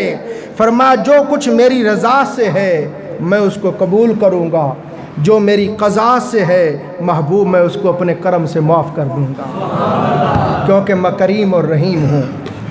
حضرت فاطمہ الزہرا، بس ختم کر رہا ہوں، حضرت فاطمہ الزہرا سلام اللہ علیہا فرماتی ہیں میں نے عرض کی بابا جان آپ کی اللہ کے ساتھ کیا باتیں ہوں؟ وہ جو خاص راز و نیاز کی باتیں تھیں ان میں سے کو مجھے بھی بتائیں. آقا علیہ السلام نے فرمایا فاطمہ اللہ پاک نے فرمایا میرے محبوب صلی اللہ علیہ وسلم سرکار فرماتے ہیں میں نے درخواست پیش کی کہ میرے مولا میری امت کو بخش دے، میری امت کو بخش دے. اللہ پاک نے فرمایا میرے محبوب آپ کی سفارش پر ہم نے آپ کی امت کا ایک حصہ بخش دیا، 2 حصے نہیں بخشے. مولا کیوں؟ فرمایا وہ قیامت کے دن بخشوں گا. آگے کمال بات آئی، امام کاشفی نے کمال یہ پڑھ کے مجھے وجد ہو گیا. امام کاشفی فرماتے ہیں آقا علیہ السلام نے فرمایا محبوب بات کر، ماں کیا مانگتا ہے؟ عرض کی میرے مولا میری امت کو بخش دے. اللہ نے فرمایا محبوب جاؤ 70,000 گناہگاروں کو بخش دیا. محبوب اور سوال کر، عرض کی مولا میری امت کو بخش دے. فرمایا جا محبوب 70,000 اور بخش دی. محبوب اور سوال کر، مولا میری امت، میں 70,000 اور بخش دی. حتیٰ کہ عزیزان محترم 700 بار اللہ نے سوال کیا محبوب اور ماں، اور حضور نے ہر بار کہا مولا امت بخش دے. 700 بار اللہ نے فرمایا محبوب جاؤ 70,000 اور بخش دیے، 70,000 اور بخش دیے، 70,000 اور بخش دیے. 700 کے بعد اللہ نے فرمایا محبوب کب تک تو کہتا رہے گا؟ محبوب سن میں تیرے ساتھ وعدہ کرتا ہوں محبوب اب کچھ امت چھوڑ بھی دے، اگر ساری یہاں بخشوا جائے گا تو لوگ کہیں گے رب نے اپنی رحمت سے بخش دی. محبوب کچھ چھوڑ بھی جا تاکہ جب قیامت کا دن آئے ازل صحابت سارے انبیاء علیہ السلام ہو، ان کی امتیں ہوں، محبوب ان کے سامنے تجھے اذن شفاعت دوں اور تو آ کے شفاعت کرتا جائے اور میں تیری امت کو بخشتا جاؤں تو محبوب دنیا کو تیری عزت اور شان کا پتہ چلے گا. محبوب اب جو بخش دی رحمت سے بخش دی، باقی جو رہ گئی اس دن بخشوا لینا تاکہ دنیا کو تیری عظمت اور شان کا پتہ چلے، لوگوں کو پتہ چلے کہ رب اپنے محبوب سے کتنی محبت کرتا ہے. محبوب پھر سارے بخشوا جائے گا تو قیامت کا تو مقصد ہی ختم ہو گیا. قیامت کا دن تو بنایا ہی تیری شان دکھانے کے لیے. بس آخری بات کہہ کے ختم کرتا ہوں. آقا علیہ السلام نے فرمایا میں نے اس رات اللہ کے حضور درخواست کی کہ میرے مولا قیامت کے روز میری امت کا حساب میرے سپرد کر دے. بڑی کمال بات ہے جو میری امت کا حساب کتاب میرے سپرد کر دے. اللہ پاک نے فرمایا محبوب یہ امتیوں کا حساب کتاب میرے پاس ہی رہنے دے. مولا کیوں؟ فرمایا محبوب میں قیامت کے دن تیرے امتیوں کا یوں حساب کتاب کروں گا کہ کسی کو پتہ ہی نہیں چلنے دوں گا. حدیث پاک میں آتا اللہ ایک بندے کو بلائے گا، ایسے آگے پردہ کر لے گا اور پوچھے گا تو نے یہ گناہ کیا تھا، یہ گناہ کیا؟ بندہ کہے گا جی مولا کیا تھا. اللہ فرمائے گا میں نے پردہ رکھا نا، کسی کو پتہ چلنے دیا؟ یا اللہ نہیں. اللہ پاک فرمائے گا جا جیسے اس دن دنیا میں پردہ رکھا ویسے ہی آج پردہ بھی رکھا ہے اور معافی کی. فرمایا محبوب تو میرا محبوب ہے، جب میں تجھے اپنے کسی تیرے امتی اور اپنے بندے کے گناہ پر خبردار نہیں ہونے دیتا تو بھلا کسی اور کو کیوں تیرے امتیوں کے گناہوں کی خبر ہونے دیتا. اس لیے محبوب یہ حساب کتاب میرے پاس ہی رہنے دے. پھر عزیزان محترم حضرت سیدنا ابو بکر صدیق رضی اللہ نے عرض کی آقا وہ جو خاص راز و نیاز کی باتیں ہوئیں اس میں سے کو مجھے بھی عطا فرمائے۔ فرمایا میں نے عرض کی میرے مولا میری امت کا حساب کتاب نہ لے۔ اللہ نے فرمایا محبوب بتاؤں حساب کتاب کیوں لوں گا؟ یا اللہ کیوں لے گا؟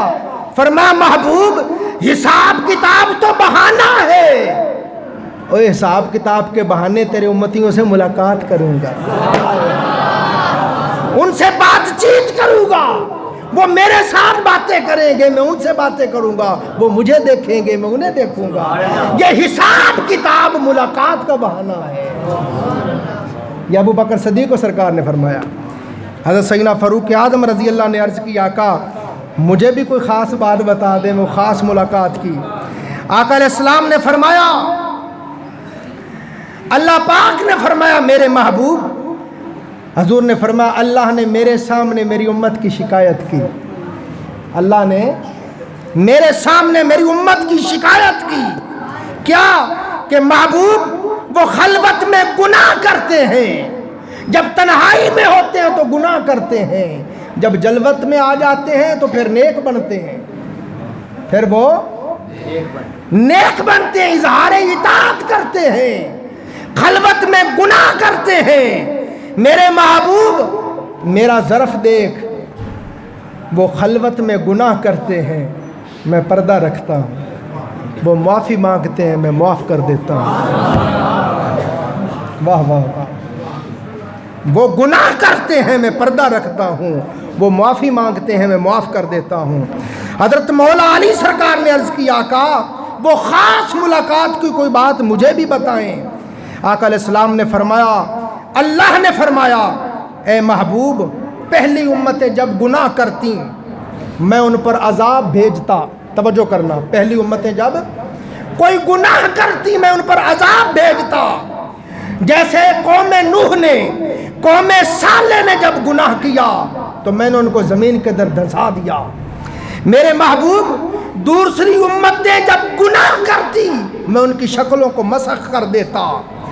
محبوب پہلی قومیں جب گناہ کرتی ان پر میرا عذاب آتا، عذاب آتا، مگر محبوب تیری امت کے ساتھ میرا یہ معاملہ ہے کہ یہ گناہ کرتے ہیں اور میں عذاب بھی نہیں بھیجتا بلکہ پھر گناہوں کو صرف معاف ہی نہیں کرتا، گناہوں کو نیکیوں میں بدل دیتا۔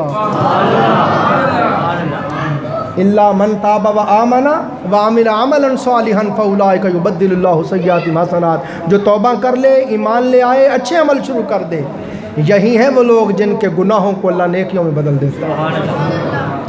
فرمایا محبوب پہلی قومیں جب گناہ کرتی شکل مسخ کر دیتے، پتھر برساتے، سگے ہستی سے مٹا دیتے، بندر خنزیر بنا دیتے، مگر محبوب یہ تیرے حصے میں آئے ہیں، تیرے طفیل ان پر یہ لطف و کرم ہے محبوب کہ گناہ صرف معاف ہی نہیں کرتا ہوں، صرف پردہ ہی نہیں رکھتا ہوں، صرف معاف ہی نہیں کرتا ہوں بلکہ گناہوں کو نیکیوں میں بدل دیتا ہوں۔ پہلے گناہ کرتے عذاب آتا تھا، یہ گناہ کرتے ہیں پھر بھی میری رحمتیں برستی ہیں، پھر بھی رحمتیں برستی ہیں۔ حضرت فاطمہ الزہرا سلام اللہ علیہا نے عرض کی بابا جان وہ جو راز باتیں تھیں، خاص باتیں تھیں اندر کی، ان میں سے کوئی بات بتائیں۔ آقا علیہ السلام نے فرمایا فاطمہ اللہ نے میرے امتیوں کی شکایت کی، اللہ نے فرمایا میرے محبوب میں خود بندوں کا رازق ہوں، میں خود بندوں کا، میں نے وعدہ کیا ہے وما من دابۃ فی الارض الا اللہ رزقھا، زمین پر جتنے بھی جاندار ہیں ان کا رزق میرے ذمے ہے۔ بندہ 6 ماہ کا ہوتا ہے ماں کے پیٹ میں، میں پیشانی پہ لکھوا دیتا ہوں کتنا رزق ملے گا۔ یہ وہ معاملہ ہے جس کو لکھ کے میں فارغ ہو چکا ہوں اور میں نے بیان کیا ہے کہ رازق میں ہوں۔ محبوب تیری امت سے گلہ یہ ہے، اللہ نے گلہ کیا، شکایت کی تیری امت سے محبوب، شکایت یہ ہے کہ میں ضمانت دے رہا ہوں کہ میں رازق ہوں مگر وہ میری ضمانت پہ اعتماد نہیں کرتے اور ہر وقت رزق کے غم میں رہتے ہیں، ہر وقت رزق کے، اور یہ وہ غم ہے جو بلا وجہ کا انہوں نے اپنے آپ پہ طاری کیا ہوا ہے۔ میری ذات پر میری ذات پر بھروسہ کر کے تو دیکھیں۔ دوسرا یہ کہ میں نے بہشت کو آپ اور آپ کے دوستوں کے لیے بنایا ہے محبوب، جنت کو، جنت کے محلات کو، باغات کو، انہار کو، حوروں کو، سب نعمتوں کو محبوب آپ کے لیے اور آپ کی امت کے لیے بنایا ہے، مگر آپ کے امتی جنت کی رغبت ہی نہیں رکھتے، وہ تو ہر وقت وہ کام کرتے ہیں جن سے دوزخ میں جانا ہے۔ میں نے ان کے لیے جنت بنائی ہے، انہیں چاہیے اس کے لیے اچھے اچھے عمل کریں تاکہ وہ ان کو ملے، مگر وہ ہر وقت جنت پانے کے عمل ہی نہیں کرتے، وہ ہر وقت دوزخ پانے کے عمل کرتے ہیں۔ اور فرمایا میرے محبوب میں نے دوزخ کو آپ کے دشمنوں کے لیے بنایا ہے، آپ کے امتیوں سے گلہ یہ ہے کہ وہ کام آپ کے دشمنوں والے کرتے ہیں، یعنی نافرمانی کرتے ہیں، گناہ کرتے ہیں، جن کے باعث بندہ دوزخ میں جاتا ہے۔ محبوب ان کو جا کے میرا گلہ شکوہ سنانا، سمجھائیں۔ پھر فرمایا چوتھی بات یہ کی، فرمایا میرے ساتھ دشمنی رکھتے ہیں، میرے بندوں کے ساتھ صلح کرتے ہیں، یعنی تنہائی میں، خلوت میں میری نافرمانی کرتے ہیں، گناہ کرتے ہیں، لوگوں سے ڈرتے ہیں، مجھ سے نہیں ڈرتے ہیں۔ اور 5ویں نمبر پہ فرمایا میرے محبوب، سبحان اللہ، یہ تو کمال بات آئی، فرمایا میرے محبوب صلی اللہ علیہ وسلم میں تیرے امتیوں سے یہ گلہ ہے، یہ شکوہ ہے، یہ شکایت ہے، میں ان سے آج کل کا عمل نہیں مانگتا۔ حضور میں یہ نہیں کہتا آج کل کی نماز پڑھ دو، یا ایک ہفتے کی پہلے کٹھی نمازیں پڑھ دو، یا رمضان آنے سے پہلے روزے رکھ دو۔ میں ان سے تقاضا نہیں کرتا میرے محبوب کہ ایک دن پہلے کی عبادت کرو یا ایک ہفتہ پہلے عبادت کر دو، ایڈوانس عبادت کر کے رکھو، نہیں تقاضا کرتا۔ پر محبوب اے میرے کو تقاضا کر دیں، یا اللہ ہفتے دا رزق دے دے، مہینے دا دے دے، سال دا دے دے۔ کیا یہ سنی آپ نے کبھی باتیں؟ ایمانداری سے بتائیں۔ اور پھر فرمایا میرے محبوب صلی اللہ علیہ وسلم اپنے غلاموں کو بتا دینا جو میرے عطا کردہ تھوڑے رزق پہ راضی ہو گئے ہیں، میں ان کی تھوڑی عبادت پہ راضی ہو جاؤں گا، عبادت پہ راضی ہو جاؤں گا۔ چھٹی بات یہ کہ میں ان کی روزی ان کے سوا کسی اور کو نہیں دیتا، لیکن یہ عبادت کو دوسروں کے لیے کر دیتے ہیں۔ یا اللہ وہ کیسے؟ فرما کہتے ہیں میں یہ خیرات اللہ کے لیے کر رہا ہوں، مگر اس میں ریاکاری کرتے ہیں، دکھلاوا کرتے ہیں، لوگ کہیں جی واہ واہ بڑا سخی ہے، بڑا یہ بڑا عابد ہے جی، بڑا زاہد ہے، تو مادوئی درمیان میں لے آتے ہیں۔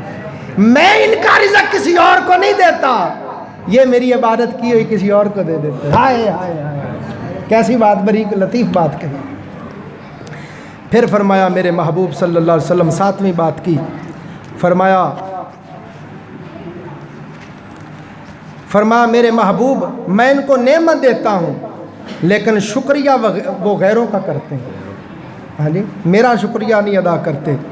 8واں یہ کہ فرشتے ہر وقت ان کے برے اعمال مجھے بتاتے ہیں، گناہ لکھنے والے فرشتے آ کے بتاتے ہیں یا اللہ تیرے بندے نے یہ گناہ کیا، یہ گناہ کیا، یہ گناہ کیا، میں کوئی بات نہیں کرتا، میں کوئی شکوہ شکایت نہیں کرتا کہ فرشتوں دیکھو میں یوں نوازتا ہوں، یوں نوازتا ہوں، یوں نوازتا ہوں، اور اس کو شرم نہیں آتی، یہ نافرمانی کرتا ہے، میری بات نہیں مانتا ہے، گناہ۔ فرشتے آ کے گناہ بتاتے ہیں، میں شکایت نہیں کرتا، اور جب میں اس کے گناہ مٹانے کے لیے اس کو تکلیف دیتا ہوں کہ تکلیف سے گناہ مٹ جائے، تو یہ شکایت کرتا ہے مجھے یہ تکلیف آ گئی ہے، یہ تنگی آ گئی ہے، یہ بیماری آ گئی۔ میں تو اس کے گناہ پہ نافرمانی پہ شکایت نہیں کرتا، یہ میری تکلیف پہ کیوں شکایت کرتا ہے؟ یہ اللہ اور اس کے محبوب کی آپس میں ہمارے بارے میں باتیں ہیں۔ تو عزیزان محترم، اس ملاقات میں اینڈ پہ آتے ہوئے اللہ پاک نے حضور علیہ الصلوۃ والسلام کو، حضور علیہ الصلوۃ والسلام کی امت کے لیے تحفہ دیا نماز کا۔ کیا دیا؟ हुज़ूर अलैहिस्सलाम रोने लग गए। अल्लाह ने फरमाया महबूब क्यों रोता है? अर्ज़ की या अल्लाह यहाँ आया हूँ, तेरा दीदार किया है, तेरी कुर्बत मिली है, तेरा दीदार मिला है, अब वहाँ कैसे दिल लगेगा? फरमाया महबूब रोना। शेख अब्दुल हक मुतज़िल भी लिखते हैं, फरमाया महबूब रोना, एक मेराज यहाँ बुला के कराई है, एक मेराज साथ दे के भेज रहा हूँ। या अल्लाह क्या? फरमाया महबूब नमाज है। जब हमें मिलने को दिल करे अल्लाहु अकबर करके नमाज में तुम आ जाया करना, पर्दे उठा के हम सामने आ जाओ। महबूब ये तोहफ़ा सिर्फ आपके लिए ही नहीं, आपके वसीले से आपकी सारी उम्मत के लिए भी है। अपनी उम्मत को जाके ये हमारा तोहफ़ा दे। और फिर देखें 50 नमाज़ें थी। कितनी थी? 50 नमाज़ें थी। मूसा अलैहिस्सलाम ने 7वें आसमान पे अर्ज़ की हुज़ूर मेरी उम्मत पे सिर्फ 2 नमाज़ें थी, वो भी नहीं उनसे पढ़ी गई, ये 50 कैसे पढ़ेंगे? आप वापस जाएँ। हुज़ूर अलैहिस्सलाम की शफ़क़त देखें। आका अलैहिस्सलाम फिर इतना सफ़र करके फिर गए। आज की मौला करम फरमा, अल्लाह ने 5 कम कर दी। फिर मूसा अलैहिस्सलाम के पास है, उन्होंने फिर कहा सरकार नहीं पढ़ी जाएंगी, फिर वापस गए। तो 9 बार आका अलैहिस्सलाम वापस गए। कितनी बार? 9 बार गए, 9 बार आए। हर बार अल्लाह पाक 5-5 कम करता रहा। जब 5 रह गई तो मूसा अलैहिस्सलाम ने फिर अर्ज़ की आका एक बार फिर जाएं, ये भी ज़्यादा है। तो सरकार ने अर्ज़ की ए कलीम मुझे अब शर्म आती है। तो अल्लाह पाक ने फरमाया महबूब हमारा लिखा हुआ ला तब्दील अली कलिमातिल्लाह, हमारे कलिमात तब्दील नहीं होते। हमने 50 ही लिखी थी, तूने लाड से प्यार से 5 करवा ली। अब महबूब तेरे गुलाम पढ़ेंगे 5 ही, मगर हम सवाब 50 का ही देंगे। महबूब ये तोहफा है, जाके मेरी